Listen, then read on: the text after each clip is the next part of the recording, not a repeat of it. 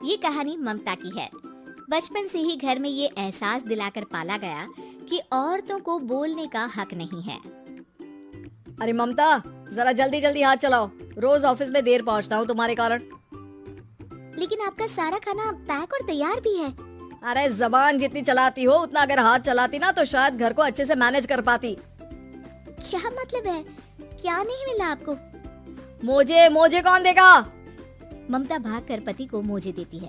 वो हर किसी का ख्याल रखती, लेकिन उसके घर में रोज का रोना लगा रहता। अरे माँ, आज स्कूल में टीचर ने मुझे फीस के लिए डांटा। माँ, मुझे अच्छा नहीं लगता कि स्कूल में फीस के पैसों के लिए मुझे कोई भी बात सुनाए। अरे पर बेटा, ये तो पापा करते हैं ना सारा ऑनलाइन। मुझे तो इसकी जानकारी भी नहीं है। हाँ हाँ, बना लो बच्चों के सामने मुझे बुरा। अरे करता तो मैं ही हूँ, माना, लेकिन मुझे कोई सपना थोड़ी ना आएगा कि बच्चों की फीस जमा करनी है। अरे बताओगी तो तुम ही ना। ममता की अब ये आदत में शुमार हो चुका था। वो हमेशा हर बात के लिए खुद को ही दोषी मानती। एक दिन वो पड़ोस की दोस्त से कहती है, समझ नहीं आता यार, मैं इतनी डम कैसे हो सकती हूँ। बात तो सही भी है ना। अब पति बेचारा नौकरी करे, पैसे कमाए, या फिर ये देखे कि बच्चों की फीस का वक्त है। क्या करूँ यार। पता नहीं, मेरे पति तो सारा काम खुद ही करते हैं। वो तो कहते हैं कि तुम थक जाती होगी, सारा दिन घर बाहर बच्चे। तो अच्छा, ऐसे भी पति होते हैं क्या? अरे क्या बात कर रही है? भाई साहब कभी तुझे किसी बात के लिए सुनाते नहीं? किसने कहा नहीं सुनाते? अरे ये पति चीज ही ऐसी होती है कि बिना पत्नी को सुनाए उन्हें चैन की नींद कहाँ आती है। तो तू भी परेशान रहती होगी कि कैसे, क्या, कब भूल गई। अरे वो तो मुझे बस इस बात के लिए ताना देते हैं कि मैं वक्त पर खाना क्यों नहीं खाती या पार्लर जाकर अपनी साज सज्जा क्यों नहीं करवाती। पड़ोसन बोल ही रही होती है कि ममता के बेटे की आवाज आती है। अरे माँ, क्या हो गया?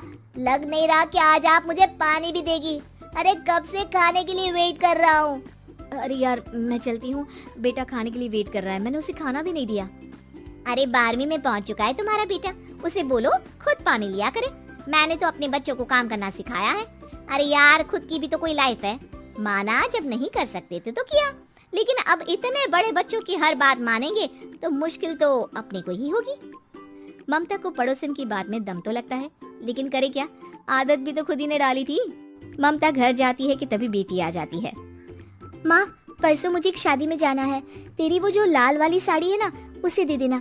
मैं आज जाकर टेलर को दे दूंगी, वो उस साड़ी से सूट बना देगा। अरे नहीं नहीं तारा, वो मेरी माँ ने मुझे दी थी और उस साड़ी से मेरी काफी भावनाएं जुड़ी हैं। तुमको ना मैं दूसरी साड़ी दे दूंगी। ओके, कोई बात नहीं, लेकिन आज दे ही देना पक्का। तारा माँ की साड़ी से सूट बनवाकर पार्टी में जाती है, लेकिन जब वो पार्टी से लौटती है, क्या है मैं तो समझ ही नहीं पा रही हूँ। अरे जब वो साड़ी मांगी थी तो ये छल्ली सी साड़ी क्यों दे दी? मैं ही पागल थी जो इस साड़ी का सूट बनवा लिया मैंने। माँ, जानती भी हो कि कॉलेज में मेरी कितनी हंसी उड़ी। तभी वहाँ ममता का पति सुनील आ जाता है। अरे गवार औरत, जब बेटी साड़ी मांग रही थी तो दे देती ना। अरे पापा, इनके तो इमोशंस जुड़े थे उस साड़ी से। ममता इतने सब के बाद भी कुछ नहीं बोलती। मेरी बेटी की बेइज्जती हो गई। मैं बिल्कुल बर्दाश्त नहीं कर सकता ये। मैं नहीं चाहता कि मेरी बेटी से कोई भी ज्यादा सुंदर लगे पूरे कॉलेज में। जी, वो पढ़ने में तारा बिल्कुल अच्छी नहीं है, उसकी पढ़ाई पर आप ध्यान दीजिए ना। अच्छा, अब तुम मुझे बताओगी कि मुझे किस पर ध्यान देना और किस पर नहीं। रमेश जैसा ही ये वाक्य पूरा करता है, ममता की बेटी और पति उस पर जोर जोर से हंसते हैं। अरे ठीक है ना, पता ही नहीं चला कि कैसे वक्त इतना बीत गया। अरे कैसे पता चलेगा माँ, हम लोगों के पीछे जो तू बैताल की तरह चिपकी रहती थी, तुझे कैसे वक्त का पता चलता? ममता को पहले सास ससुर, फिर पति और बच्चों की तरफ से इस तरीके की बातें सुनकर उसका मन बहुत दुखी रहता था। एक दिन, सुनो ना, बहुत दिनों से कमर के नीचे बहुत दर्द रहता है। कल मैंने देखा तो एक फोड़ा था। अरे ममता, एक बार अपने पति से बात करो, वो तुम्हारा फोड़ा डॉक्टर को दिखा देंगे। अरे नहीं नहीं, वो तो गुस्सा हो जाएंगे। अरे क्यों गुस्सा हो जाएंगे? तुमको दर्द है? हाँ, लेकिन वो यही बोलेंगे कि ऑफिस जाऊं या फिर तुम्हें लेकर डॉक्टर के पास। तो बेटे से ही बात कर ले। अरे वो तो मैं कर लूं, लेकिन फोड़ा है ऐसी जगह कि उसे बताते मुझे शर्म आएगी। लेकिन कुछ ना कुछ तो करना जरूरी है ना। ऐसे कब तक फोड़े के दर्द से तड़पती रहेगी?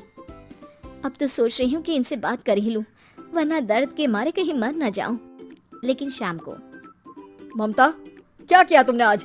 खाने के डिब्बे में कैसा खाना दिया था? दाल खराब हो गई थी। कब की थी? दाल तो मैंने सुबह ही बनाई थी, खराब कैसे हो गई? अच्छा सुनिए ना, मुझे कहना है कि अरे गरम दाल बंद करोगी तो ऐसा ही होगा ना।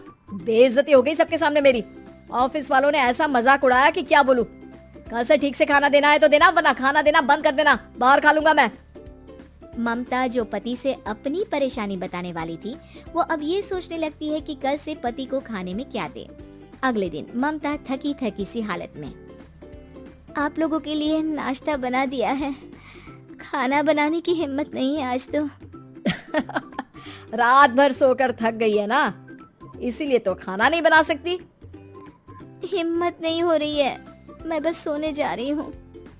बस मैडम को सोने का बोल दो, फिर देखो कैसे सोती रहती है। माँ फिर वही पराठा सब्जी। अरे हमारे साथ के दोस्त एक से बढ़कर एक नाश्ता खाना लेकर आते हैं, आप तो बस। सभी घर से निकल जाते हैं, लेकिन जब शाम को बेटा घर आता है तो घर में अंधेरा रहता है। बेटा लाइट जलाता है। क्या माँ, तुम्हारा भी जवाब नहीं है बिजली का बिल बचाने के लिए? वो बोल ही रहा होता है कि सामने माँ जमीन पर लेटी मिलती है। वो उसके पास जाता है। अरे माँ, क्या हो गया माँ? तभी वहाँ पड़ोसन आती है। अरे बेटा, तुम्हारी माँ के पैर के पास एक फोड़ा है, जिसके कारण ये लगातार कमजोर होती जा रही थी।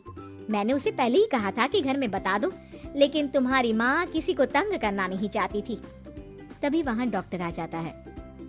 अरे इनके ऑर्गन में दिक्कत है, कोई बात है जो इनके मन में खटक रही है। अरे नहीं नहीं, इसके मन में कोई बात नहीं है, कोई काम है नहीं ना इसके पास, सारा दिन बस घर में ही रहती है। देखिए मैं तो ये नहीं जानता, लेकिन हाँ इनके मन में हमेशा कोई बात रह जाती होगी, इसीलिए उनकी ये हालत है। अगर आप समय से नहीं ले आते तो हो सकता था कि। अरे नहीं नहीं डॉक्टर साहब, हम पूरी कोशिश करेंगे कि वो ठीक हो जाए। हम लोगों ने अपनी ही परेशानी माँ के सामने रखी, लेकिन किसी ने माँ की दिक्कत को जानने की कोशिश तक नहीं की। हाँ, मैंने भी ममता को हमेशा घरेलू जरूरत से ज्यादा काम का नहीं सोचा था। ममता को होश आता है और वो खुद को अपने बेडरूम में देखती है। वो उठने की कोशिश करती है कि माँ, अब आप नहीं उठेंगी, हम लोग है ना, हम लोग आपको पूरी तरह से खुश रखने की कोशिश करेंगे।